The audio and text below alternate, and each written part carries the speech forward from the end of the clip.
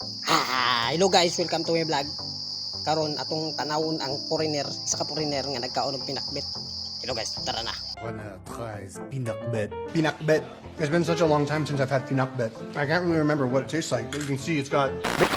Kanang gitawag nga pinakbet, mao na siya ang mga sari-sari. Ayaw ko video day. Klaro kay ka.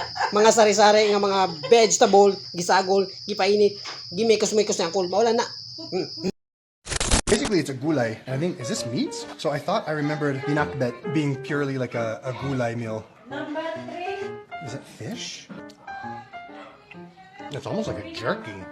Sop, bulad ang tawag na mo anak ko. I don't even know what half of these vegetables are. And I remember this stuff being super slimy. Kana nga vegetable call mao na siya okra. Tawag naman na sa English na lady's Whatever it is. finger. If I remember Sa mga correctly, okra I na. think pinakbet has a little bit of a bitter taste to it. Oh wow. It tastes like a vegetable stew. Oh, there's the bitterness. I'm not sure if it's one of these vegetables that gives it like a little bit of a bitter taste. I think it's this one, guys. No, that's just kind of slimy. That's really slimy. If you guys know what this is called, please put it in the comments. Okra lagi ang tawagan ako lang nagapapayad gani sa pinakbet katong relasyon sa mong silingan. Pait kaayo. It's like a really Joke lang, guys. slimy vegetable. If you're into slimy vegetables and a little bit of a bitter taste, you're gonna love pinakbet.